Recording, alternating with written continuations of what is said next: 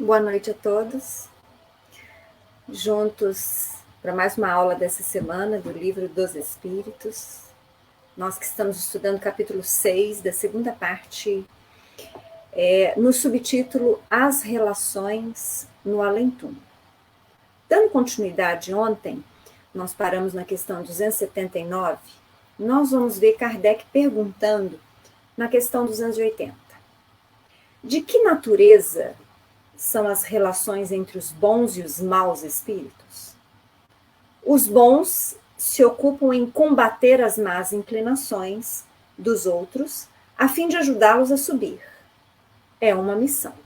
Então, nós temos vindo, caminhando nessas questões desse subtítulo das relações no além-túmulo, vendo que, via de regra, há uma convivência entre espíritos bons e espíritos inferiores, principalmente porque grande parte da tarefa dos espíritos bons é justamente prestar auxílio, é socorrer os espíritos inferiores. Então, ontem nós tivemos a oportunidade de comentar que após o desencarne, o espírito naturalmente é atraído para o plano vibratório com o qual ele tem afinidade, com o qual ele sintoniza. É por isso que nós vamos encontrar planos trevosos, onde espíritos inferiores se reúnem, e planos siderais, onde espíritos bons se reúnem. Mas nós vimos também ontem que, não obstante esta atração, esta lei da sintonia que efetivamente acontece, os espíritos bons constantemente auxiliam os espíritos inferiores a melhorarem do seu padrão vibratório para que possam eles sair destes planos inferiores, reiniciando novas propostas reencarnatórias, evoluindo, melhorando, se aperfeiçoando, para que possam ir melhorando, inclusive, os planos espirituais, para onde novamente serão atraídos após a morte do corpo físico. Então, vamos dar continuidade ainda. Na questão 281, Kardec pergunta: por que os espíritos inferiores se comprazem em nos induzir ao mal? Quer dizer, por que eles se sentem satisfeitos? Respondem eles: pelo despeito que lhes causa o não terem merecido estar entre os bons. O desejo que neles predomina é o de impedirem quanto possam que os espíritos ainda inexperientes alcancem o supremo bem. Querem que os outros experimentem o que eles próprios experimentam. Isso não se dá também entre vós outros? Nós vamos ter uma série de características nos espíritos inferiores. O egoísmo é um deles. A inveja é outro deles. A impaciência, a intolerância, a não aceitação, a revolta. Então, todas estas são características de espíritos inferiores. Eu já tive, não sei se nesse estudo nosso, a oportunidade de falar em algumas vezes aos grupos de estudo lá no Cefacis, que na verdade, por exemplo, a característica do egoísmo, ela não existe por si no espírito. O princípio inteligente, quando criado pelo Pai, soberano Criador, ele é criado com todas as potencialidades que ele irá desenvolver no decorrer dos milênios sem conta. O que vale dizer que o princípio inteligente, antes mesmo de iniciar a sua experiência, através das múltiplas reencarnações e nos múltiplos reinos, ele tem nele o germe de todas as virtudes, de todas as potencialidades a serem desenvolvidas pelo espírito imortal. Quais sejam algumas delas? O altruísmo, capacidade de amar, a capacidade de perdoar, a humildade, a tolerância, a paciência. Isso só algumas das virtudes e características que nós estamos nos recordando agora e que seriam características dos bons espíritos. Então, o princípio inteligente tem o germe de tudo isso. E enquanto enquanto ele não desenvolve a contento, ou enquanto ele está a caminho, nesta jornada evolutiva, milenar, nós podemos afirmar, quando ele ainda não desenvolveu plenamente estas potencialidades, esses germes, há uma ausência, há uma falta, há uma virtude não desenvolvida. E aí nós vamos ter, por exemplo, dentro da potencialidade do espírito para o altruísmo, enquanto ele não é altruísta, ele virá a ser. Quando desenvolver-se, evolutivamente falando, e experienciar neste sentido. Mas até que ele conquiste o altruísmo em definitivo, ele é egoísta. Porque o egoísmo é a ausência do altruísmo. Quando o espírito ainda não conquistou a humildade, que ele virá a desenvolver na potencialidade permitida aos espíritos superiores, aos espíritos puros. Enquanto ele não tem esta humildade, enquanto ele está experienciando, ele está caminhando, estudando, vivendo, sofrendo, construindo e destruindo incessantemente nos milênios sem conta, enquanto ele não tem a plena humildade, ele oscila muitas vezes e apresenta ser orgulhoso. O orgulho não existe por si, ele é a ausência da humildade. É mais ou menos como uma história que vocês já devem ter visto muito, porque tinha um vídeo correndo muito tempo, de uma pequena criança, como se fosse Einstein na escola, explicando ao professor que as trevas não existem por si só, mas, na verdade, a escuridão é tão somente a ausência da luz.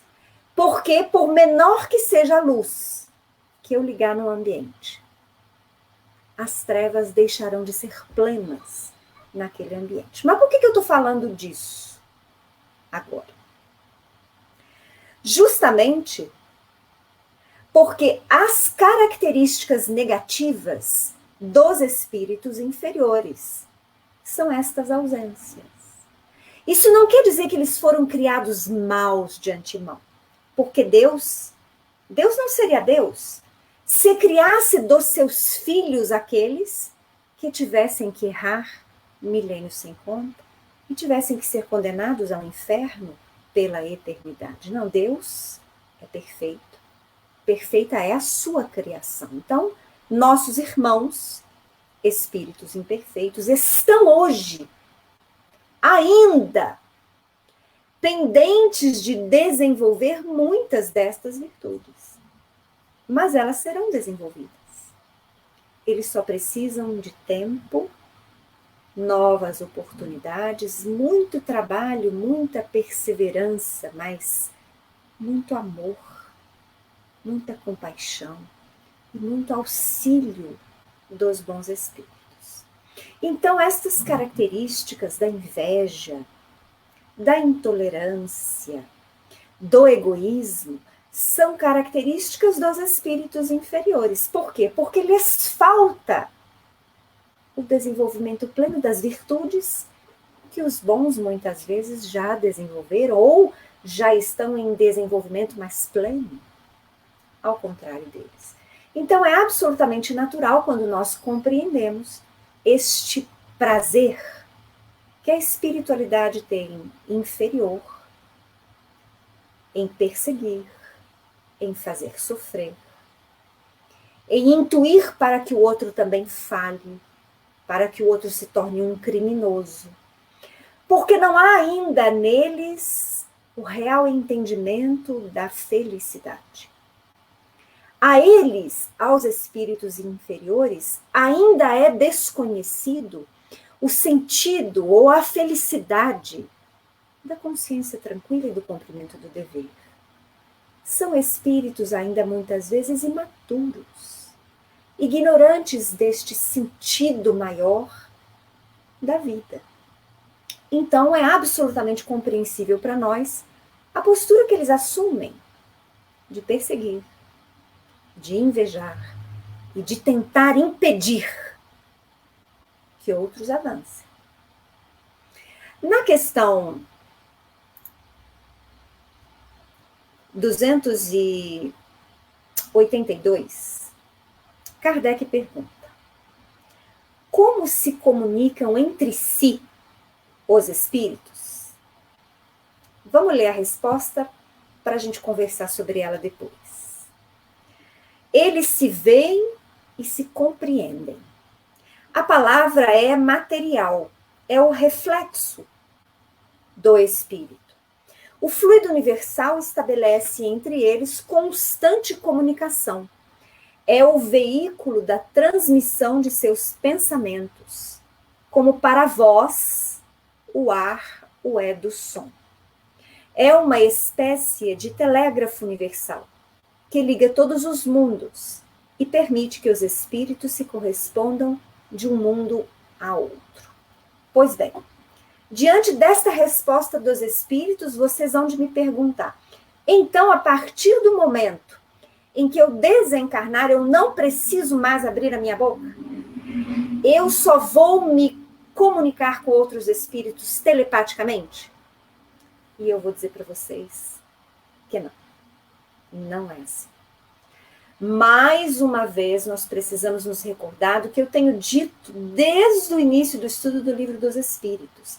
Eles trouxeram uma base genérica para que nós pudéssemos ter as primeiras noções da vida no plano espiritual e da vida do espírito imortal e das leis que regem tudo isso.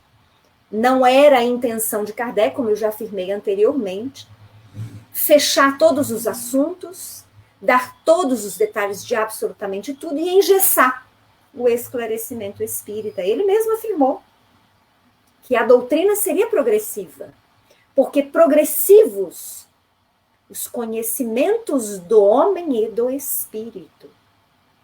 O fato é que nós encarnados evoluímos intelecto e moralmente. E os espíritos desencarnados também. Porque iguais em absoluto a nós, com exceção do veículo de que se utilizam. Lá mais sutil, perispírito, aqui mais pesado, corpo físico. Então nós, espíritos medianos, eu, desencarnado agora, tirando aqueles detalhes que nós já estudamos, que eu vou ter uma perturbação temporária, pode ser de pouco ou mais tempo, tirando o fato de que eu posso ou não reencontrar com familiares muito queridos de forma rápida, tomar contato muitas vezes de forma mais consciente daquilo que eu fali, daquilo que eu consegui conquistar, inclusive em relação às minhas recordações passadas, guardadas as proporções de todos estes detalhes que envolvem o movimento de desencarnação do espírito. O fato é que ao chegar do lado de lá, ao acordar, ao me deparar com o primeiro amigo, ou com o primeiro enfermeiro, ou com o primeiro socorrista, dependendo da onde eu esteja, para eu me comunicar com ele, eu vou ter que falar. Mas vai falar como se você perdeu o seu corpo físico? Eu perdi o corpo físico, mas eu permaneço com o meu perispírito, que é um corpo semimaterial. Lembrando mais uma vez que o perispírito se assemelha em quase absolutamente tudo ao corpo físico, que vale dizer que eu vou ter cabelo, vou ter olhos, sobrancelha, nariz, boca, dentes, língua, pulmão, braços, pés, órgãos sexuais, por que não dizer? Porque nós não somos espíritos de planos siderais, não. Nós somos espíritos que iremos habitar após o nosso desencarne, um umbral, talvez um umbral mais alto, talvez um plano um pouquinho melhor. Quem sabe? Nós saberemos. E o Pai já sabe. Então, na medida em que o espírito evolui e vai se desprendendo da matéria, na medida em que o espírito evolui, o seu próprio perispírito se torna cada vez mais sutil e mais etéreo, nós podemos aí sim compreender a utilização da telepatia, porque é faculdade a ser desenvolvida pelo espírito. Uma das coisas das pessoas que tiveram contato com Chico, que conviviam com ele, contavam que era maravilhoso, porque muitas vezes parecia que o Chico adivinhava o que eles estavam pensando. Às vezes a pessoa na fila, pela primeira vez, para cumprimentar o Chico, quando a pessoa chegava na frente dele, ele falava o nome fulano. E falava dados da pessoa. Como você está, como vai a sua família, de onde você vê. Por quê? Porque Chico tinha essa faculdade desenvolvida. E não por outro motivo. Carlos Bacelli costuma dizer, e ele disse aqui em Varginha, num seminário sobre mediunidade que nós tivemos alguns anos atrás, que Chico seria o protótipo do homem do mundo de regeneração. Por quê? Porque era um homem reencarnado na matéria, como nós a conhecemos, e isso muito possivelmente vai mudar um pouco, mas não muito, no mundo de regeneração, mas com muitas faculdades sensitivas desenvolvidas, com amplo convívio entre o plano material e os planos dimensionais diversos, os planos espirituais. Então ele conseguia administrar essa convivência, manter um aprendizado e ensinamento nestes mundos vibracionais variados. O que vale dizer, então, que quando nós formos espíritos mais avançados, essa resposta será efetivamente realidade para nós. Mas, enquanto ainda não somos guardadas a proporcionalidade que temos que ter no entendimento e na interpretação do Livro dos Espíritos, colocando-os no nosso dia a dia, nós ainda iremos necessitar da palavra falada, da palavra escrita, após o nosso desencarne, pelo menos para o próximo. Mas vamos dar continuidade. Na questão 283, Kardec vai perguntar: podem os espíritos reciprocamente dissimular seus pensamentos? Podem ocultar-se uns dos outros? Eu já adiantei isso para vocês em algumas questões lá atrás. Se não me engano, no tópico anterior. Mas vamos lá a resposta. Depois a gente volta a comentar de novo. Não. Para os espíritos, tudo é patente, sobretudo para os perfeitos. Podem afastar-se uns dos outros, mas sempre se veem. Isto, porém, não constitui regra absoluta, porquanto certos espíritos podem muito bem tornar-se invisíveis a outros espíritos, se julgarem útil fazer. Então, isso nós vamos ver lá nos livros da coleção André Luiz. Mas nós vamos ver também descrições desse tipo de comportamento nos livros do Robson Pinheiro, nos livros do Inácio Ferreira, nos livros do Hermínio Miranda, todos psicografados. Porque o espírito superior, ele detém maiores qualificações, vamos colocar assim. Na verdade, ele já desenvolveu mais as suas potencialidades sensitivas, o seu poder mental, e com ele, o controle do seu perispírito e do seu campo eletromagnético vibracional. O que vale dizer? Que um espírito superior, ao descer em zonas trevosas, se for necessário, ele pode tornar-se invisível. Ou seja, ele poderá transitar pelas zonas inferiores sem ser visto e notado pelos espíritos inferiores. Mas ele pode também densificar o seu perispírito, ou seja, abaixar o seu padrão vibratório, aglutinando matéria destas zonas inferiores, mudando as moléculas da composição do seu perispírito, e com isso mudando a velocidade em que os seus átomos se movimentam, e com isso densificando o seu perispírito, e dessa forma interagir com espíritos inferiores. sendo vistos por Ele, sendo ouvidos por Ele, caminhando ao lado deles, socorrendo-os efetivamente. Nós vamos ver as duas situações. Nós vamos ver as duas situações dependendo do socorro que terá que ser feito, dependendo da intenção dos bons espíritos em relação às tarefas que eles têm que realizar nas zonas inferiores. Agora, se esse movimento de manter-se invisível ou de densificar-se é possível aos espíritos superiores, isso não se dá em relação aos inferiores para com os superiores. Os espíritos inferiores não conseguem esconder-se dos espíritos superiores. Estou falando de desencarnados. Espíritos inferiores desencarnados não conseguem esconder-se de espíritos superiores desencarnados. Eles não têm esta capacidade, vamos dizer assim, de elevar tanto o seu padrão vibratório a ponto que eles fiquem, digamos assim, invisíveis aos espíritos superiores. O que está em padrão mais elevado visualiza padrões inferiores.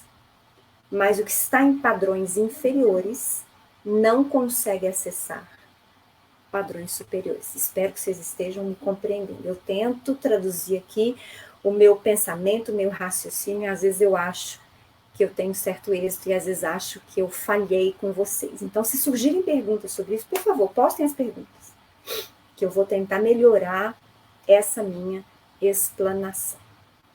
Bom, e aí então a gente pode entender essa resposta de Kardec.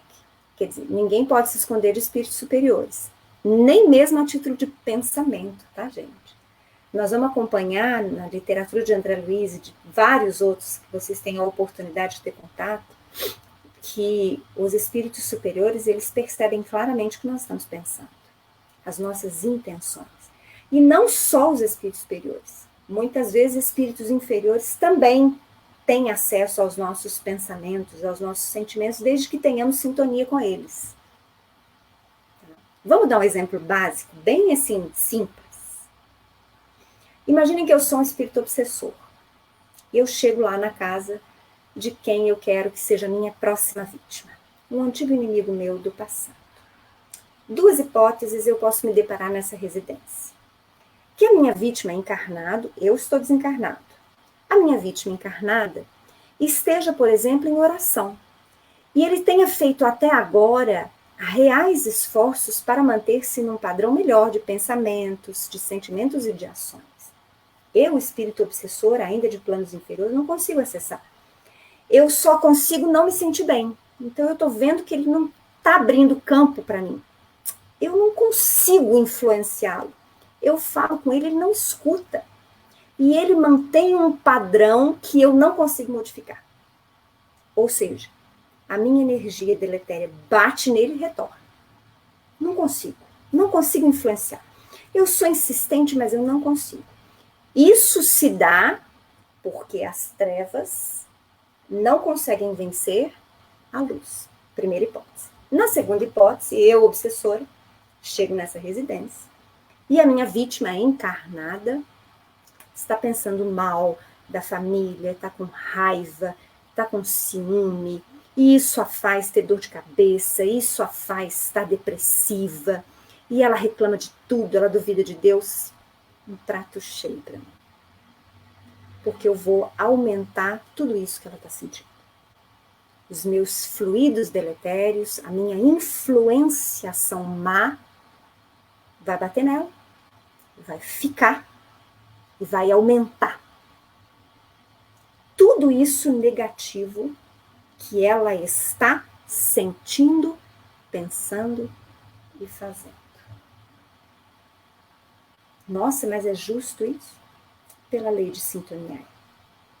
A pessoa encarnada, que seria a vítima, se ela não quiser receber essa influenciação, basta que ela mude o seu padrão de emoções, de sentimentos e de ações. Porque aí ela muda o padrão vibratório. as trevas não conseguem acessar mais. Entenderam? Vamos dar continuidade. Na questão 284, Kardec vai perguntar: como podem os espíritos, não tendo corpo, comprovar suas individualidades e distinguir-se dos outros seres espirituais que os rodeiam? Comprovam suas individualidades pelo perispírito, que os torna distinguíveis uns dos outros, como faz o corpo entre os homens. Eu acabei de falar duas questões para trás. Que o perispírito se assemelhem muito ao corpo físico, principalmente em relação a nós, espíritos medianos. Nós, espíritos medianos, vamos acordar mais ou menos e nos deparar exatamente da forma que partimos. Ai, mas e se eu partir com 110 anos? Eu vou ficar pela eternidade com a aparência do meu corpo físico de 110 anos? Não. Para espíritos, vamos colocar assim, melhor intencionados. Para espíritos medianos para melhor, vamos colocar assim. Que tiveram algum êxito nas suas tarefas na última reencarnação.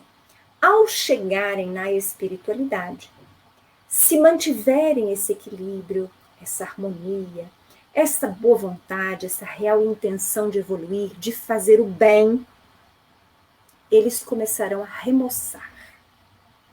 E irão remoçar até uma idade em que eles se sintam plenos e bens. Então, por isso que nós vamos ver espíritos superiores, mentores, benfeitores, relatos nos livros deles, aparentando ter 50 anos, 60 anos, 50, 40, mas sempre com uma postura jovem, de energia, ativa, de saúde, de harmonia íntima, de bondade, de doçura, de conhecimento.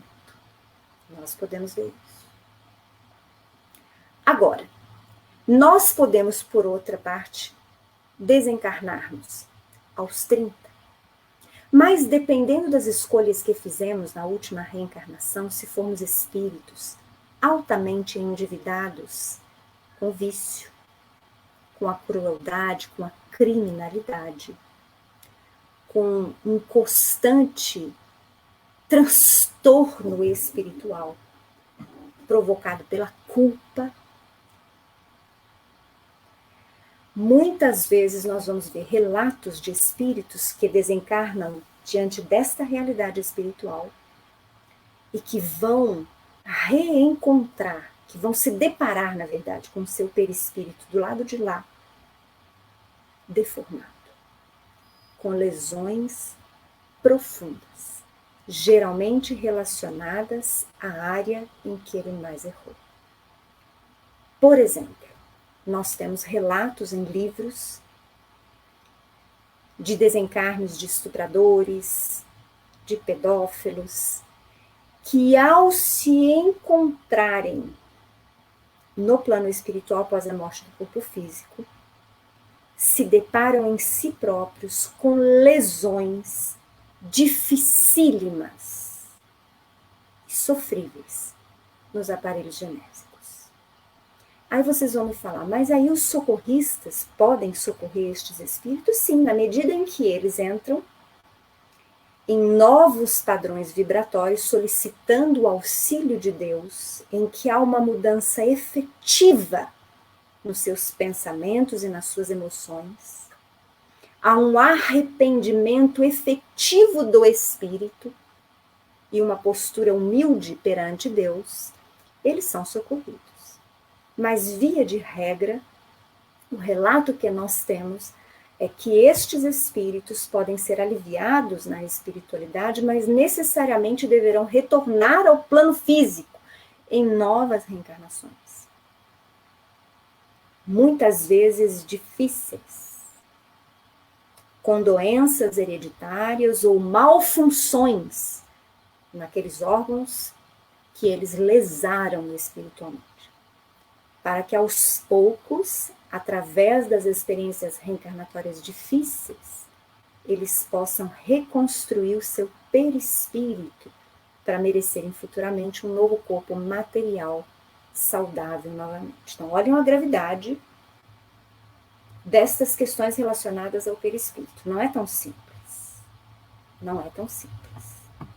Bom, e aqui a gente vai encerrar hoje, senão eu vou falando mais meia hora, né? Eu tenho que ficar olhando no reloginho, senão eu me perco às vezes. Hoje é uma quinta-feira. Eu desejo a vocês um bom final de quinta-feira. Aguardo vocês na próxima terça, às 7 horas. Agradeço a presença da Denise, do Carlos, da José, do Anderson, do Adriano, da Cristina e de todos os outros que nos acompanham em outros horários. Espero que vocês estejam gostando. E falo novamente, se tiverem dúvidas, postem nos comentários as dúvidas, porque eu não pretendo aqui elucidar todas as questões de vocês. Eu já brinquei e falo que eu gostaria aqui de deixá-los cada vez mais curiosos, para que sejam buscadores, como eu acho que todo espírita deve ser. Uma boa noite e até terça-feira que vem.